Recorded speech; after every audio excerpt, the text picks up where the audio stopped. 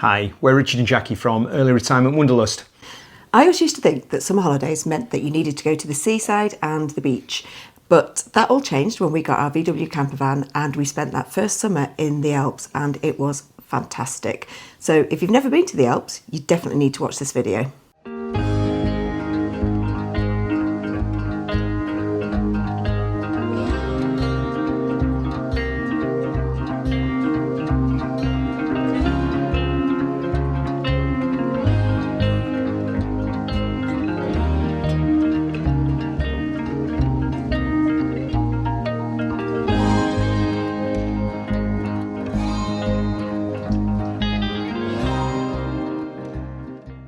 So if you've seen our previous video, you will have been left in no doubt that we absolutely love going to the coast in the summer and enjoying the beaches there. We always had a bit of a preconceived idea about going to the Alps, in the fact that we thought that the weather was not going to be as good, it wasn't going to be as warm, it was going to be a little bit wetter, and the ski resorts were going to be a bit of a blot on the landscape on the mountains. And we couldn't really have been too wrong. No, what we actually found is the temperature in the day is probably quite perfect for us, between 20 and 30 degrees. It gets nice and cool at night so you can sleep, and I still managed to get the beach life because there's so many lakes that you can go swimming in and sunbathe by. So what we want to do in this video is to take you through some of our favourite locations in the Alps, give you an idea of what it's like going there in the summer, and hopefully to try and encourage you to take your campervan out into the Alps over the course of the summer months. There are different ways for you to actually get into the Alps. Some people prefer to drive down through Belgium and Germany. For us, we always drive down through France because we actually like using Annecy and the lake at Annecy as the gateway to the Alps for us. We have a long journey from Yorkshire. By the time we've got there, we like to spend just a couple of days by the lake, chilling out. And it's the start of almost having a beach holiday, isn't it? We find a campsites, there's loads of them all around the lake. Most of them have got little beachside areas that you can swim from, and yeah, it's just a nice way to start the holiday before you get into the hiking and cycling of the steeper Alps. But associated with that, there is an absolutely beautiful cycle track around the whole of the lake, which is reasonably flat. There's one or two kicker climbs in there that do surprise you. But we found the best way to actually get into Annecy town centre is to use the bikes. The town centre is just absolutely beautiful. It gets really, really busy, so it's bustly, but it's quite historic. It's got a real cafe culture, and looking out over the lake is just absolutely beautiful. One of the things you definitely need to consider if you do use Annecy as a base in any part of the summer is it does get really busy. So we don't tend to book a lot of our accommodations on our holidays, but when we get to Annecy, that is one of the places that we have pre-booked. And we went there last year in September thinking it was going to be low season, and it was just as busy as it was in the main holidays. So definitely book your spot in Annecy. Over the past few summers, we've spent a lot of time in the French Alps, and we want to go into a bit more detail about that in our next video, which will be exclusively about the French Alps. But one of the highlights for me that we always have to fit in is a trip to Chamonix. I love the old Victorian town centre. It's got dozens of cafes and bars that you can just sit and watch people and life go by. It's surrounded by all of the peaks. You can sit and see the views of Mont Blanc. I love the fact that there is a free railway system that you can go up and down the valley. If you book into one of the campsites, they will give you a ticket for the duration, so you don't actually have to move your van. I also love the fact that you can get the cable cars up to some of the higher peaks, and you can go hiking to the lakes and the various mountain huts. And actually, when we've been there, there's quite a lot of wild camping or park-ups that you can make use of in the campervan, so it can be a cheap trip as well. As we said previously, we were a little bit reluctant to visit the Alps in summer, thinking that the ski resorts would be a bit of a blot on the landscape, and we couldn't have been further from the truth. And we actually based quite a lot of our summer adventures in the ski resorts. So that could be the big resorts of Val d'Isère or Morzine, which are really well equipped. And just like Chamonix, the lift systems are really efficient up there that will get you up to high altitudes for hiking.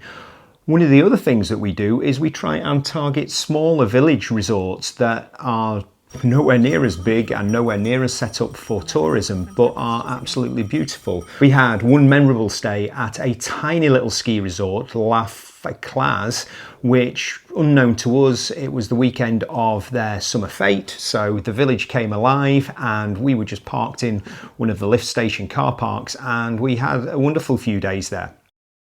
So moving on from France, Switzerland. What a stunningly beautiful place that is in the Alps. One of the must-go-to destinations for most people with campervans is Lauterbrunnen, which is in the Jungfrau area, and we've spent 2 or 3 summers there. It is just beautiful. It's based along the river. The probably main campsite that most people head for is the Jungfrau campsite, which is huge, but it's also really, really expensive, and we have found quite a few parts of Swiss life expensive, haven't we? We have. Every aspect of going to Switzerland is going to be expensive, from the petrol to the tolls to the food to the campsite fees. It's not a cheap place to go, but it is just otherworldly in terms of the views. And if you look a little bit further on from the Jungfrau campsite, there are 2 or 3 other campsites further up the valley. They are much cheaper, they're smaller, they're still quite lively and interesting. Very stunning with the waterfalls and the steep mountain sides that are both sides of the valley, and there is just so much to do there. And if you're feeling energetic, there is obviously so much hiking around there. You can hike up to the 2 famous ski resorts of Mürren and Wengen, which are just iconic places to visit. If you haven't quite got that much energy, and we've done a bit of both, you can get the trains up the mountain, and one of the must-see destinations is to the highest rail station in Europe, which is on the Jungfraujoch, which is quite an experience. It is, and then we just got the train down to the next station down from the Jungfraujoch and hiked back down through Wengen, didn't we? It was a really long hike. Not sure I'd ever recommend it again because it's all downhill, and I forgot quite how much downhill hiking is actually harder than uphill hiking. And that train journey is, be warned, fearsomely expensive and does get booked up really quick. We saw it as a once-in-a-lifetime opportunity, and you take the train up through the mountains. It's actually cut through the mountains, and you get to walk on the glacier, walk to a mountain hut, and it is quite an experience. And talking of other iconic places in Switzerland, you have to make a visit to the very famous Toblerone Mountain. Yes, Zermatt. What an amazing place that was. We stayed at a campsite in the valley. One of the things we did find is it is quite expensive because you have to get the train up to Zermatt. Zermatt is a non-motorised place, so you can't drive up there, but it was well worth it. We got a cable car to go even higher so that we could just hike up in the steep mountains. We've got some fab photos of us just sat on the side of the lake with the Matterhorn in the background. And it is just a real mountain person's place. So the campsite is rough and ready, very rustic, lots of people in tents, lots of mountaineers there, but that makes it just a really eclectic mix of people that just makes a wonderful place to visit. When we were in Switzerland, after we left Zermatt, we actually had no plans of where else we were going to go. And on one of our trips, we just had a bit of a magical mystery tour, and we found some of the most beautiful places. One of my favourite parts of Switzerland actually turned out to be a place called Silvaplana. The lake there was just this beautiful glacial blue colours with all the pink flowers growing by the side of it. And we sat and watched the kite surfers from the van while we were having our tea. And it was just the most amazing, spectacular sight. And on a purely practical point of view, boy, do the Swiss do their campsites good. That campsite was just simply amazing. And I'm sounding really nerdy now, but the washroom facilities were better than we've ever had in any hotel we've been to. So yeah, the standards are really high in Switzerland. And then just a bit further down the road, we stayed at another place called Lake Maloja, which was equally as stunning, on a very rustic campsite that seemed to be a bit of a VW mecca. So we were one of about 30 VW transporters and Californias on the site. And going further down the rustic spectrum was a memorable couple of days that we stayed at an organic dairy farm high up on the hills outside Lucerne.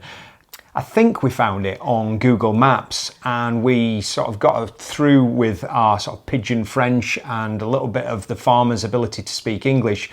But wow, what a place. The shower facilities were actually in the back of the milking parlour. So you had to walk past all the cows and the calves that were there just to have your shower. But it was just a beautiful, beautiful place. One of the great things about being in the Alps is you can be seemingly driving up one mountain pass, and when you come down the other side, you're actually in a different country, which is how we ended up in Italy. So just as you come out of the Alps and drop down into Italy, one of the first places we stopped was Lake Como, and that really does give you a beach vibe, because although you're camping on a freshwater lake, it really does feel like you're almost at the seaside. There are so many Italian lakes to discover, and we feel that we've just sort of scratched the surface, but the northern part of Lake Como is definitely one of our favourite places. In fact, we've been back there a couple of times. One of the things we do like is that you can catch the boat around the lake, and we had a lovely afternoon where we just got the boat from the north of Lake Como down to one of the places called Bellagio, which is right in the centre.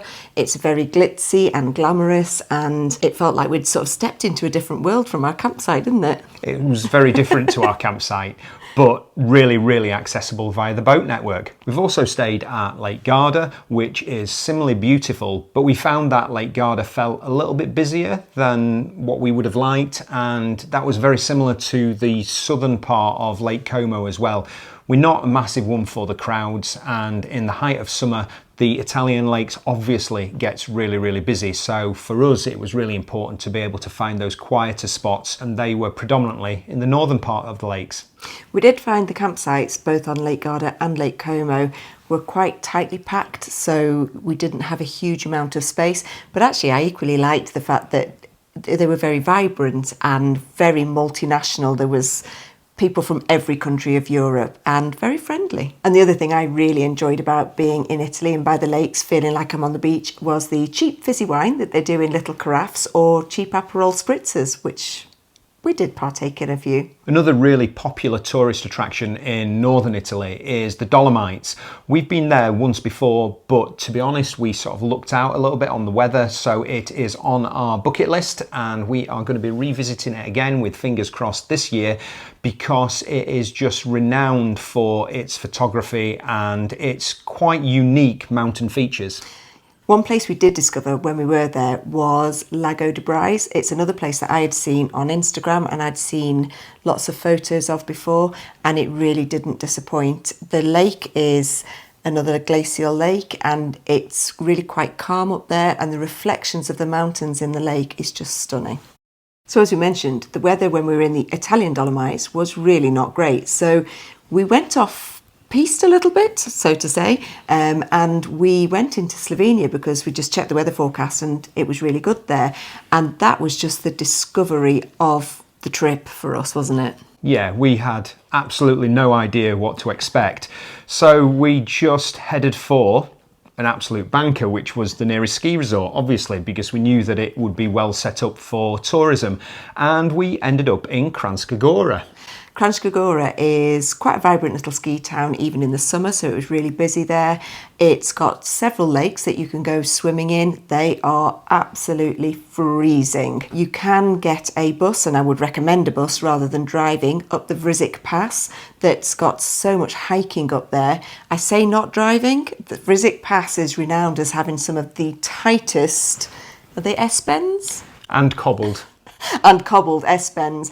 I really would not want to be driving up there. It felt like dropping into a completely almost alien culture, because the Slovenian language is so different to anything I've experienced before, and I don't think we've ever been to a country where we don't know simple words like yes and no, so we felt really inadequate, but the people there were just so friendly and such a beautiful place to visit. And as we say, we didn't actually know that's where we were going to end up. We hadn't done any research. The first place we ended up was in the Triglav National Park, and it was just stunningly beautiful. The rivers were, I don't even know how to describe them, just a very clear blue water. There's a lot of river rafting and water activities within the national park, particularly around a place called the Soko River area that we absolutely loved. And be warned, because the rivers just look so beautiful, the sun is baking down, and it's just imploring you to get in. But oh my life, I have never been as cold in all my life as jumping into those rivers. It was just freezing. But again, a a life memory that will stay with me forever. And then the one area of Slovenia that we had actually planned to go to, and we had done some research after we'd been in the Triglav National Park, was to go to Lake Bohinj and Lake Bled. We couldn't book onto the campsites there. They just had a policy that you just turn up on the day. And when we got there, they were absolutely rammed and there was no chance of us staying there. So we were really disappointed that the two things we really wanted to see in Slovenia, we couldn't do. But out of that did come a beautiful place that we discovered. Wild camping is not really allowed in Slovenia, so we were ever conscious of that, but we did find a park up at a ski resort that I cannot pronounce, and it was a little village ski resort, and we'll put it somewhere down there. And it basically had a lift station and a restaurant there, and you paid your fee to the restaurant and you could hook up with electricity in a little gladed car park. And it was beautiful, and we spent a couple of days there just exploring the mountains. And it had some ruins there from World War I, some of the old fortified bunks in the mountains that we really loved exploring and taking photographs from. So after missing out on Lake Bohinj and Lake Bled, we are heading back there this year again. We are heading hopefully before the schools break up, so we won't be there in peak season. But again, we found that we can't book, so we just need to be a little bit more organised and perhaps be a little bit more flexible. But again, somewhere we are really looking forward to taking you guys back with us this summer. Somewhere that we still really need and want to discover is Austria. We had just a tiny little flavour of it on one of our trips when we were driving back from Slovenia through to Germany and up to the port. We stopped in Zalamzi. We found a really nice campsite. It was actually a skiing campsite on the side of the lake, somewhere that we would like to visit in winter as well because it's fully winterised. And we got the cable car up to do hiking up in the hills. And the Austrian culture is really different, and their mountain huts are just amazing, and the food was just potato, cheese, starchy heaven with an added bit of bacon. So yeah, we definitely want to go back and just find out what Austria is all about, because we feel that we don't really know very much about it. But definitely want to discover more. After spending quite a few summers in the Alps, we have got a few top tips that we thought we would share with you. And the main one being to take your time. We said the same about the French Atlantic coast trip that we shared with you last week. If you don't spend more than 2 or 3 nights in one place, you don't actually get time to explore those areas. You will just spend your time travelling from one place to the next, but never actually seeing anything. And that was a bit of a trap that we fell into, specifically in the Alps, because there is always something to move on to. There is always a mountain pass to explore, and inevitably you end up dropping into another country. Talking of mountain passes, they scare the heebie-jeebies out of me, but you love them. Please don't be inhibited by them. They are not as bad as people make out. They are obviously really exciting to drive, and you will be driving higher than you have ever driven before. There's other top tips to do with that as well, Jackie, because when you look on the map... And I said, it suddenly goes really, really straight. And there's like a ferry symbol. I don't quite know what it means, but there's something going on up there. Turns out when we got there, it was a quite expensive train that we needed to get to go from one part to the other. In a lot of the very touristy destinations in the Alps, some of the pictures can be really quite small, particularly in places like Lake Como and Lake Garda. And you've also got to be aware in those really popular destinations of the importance of booking early. And it's not always the easiest thing to do, but you could very well get to a destination and there are no pictures available. Something to bear in mind, as we found in Slovenia, is that some of the resorts you can't actually book on at all, and you do just have to take your chances turning up and hope there's a pitch. Again, we're going this summer in June, so hopefully we'll be okay with that. And in contrast to that, some of the ski resorts will offer you free park-ups in their ski stations, which usually have toilet facilities as well, which is great for us. Many of the resorts in the summer keep their ski lifts open, and it is something that we would recommend. There is a cost attached to it, but the lifts do allow you to access with considerably less effort some of the high mountain areas, and to be able to get a lift up onto the top of the peaks and then to be able to wander around there is just a wonderful experience, particularly in the height of summer.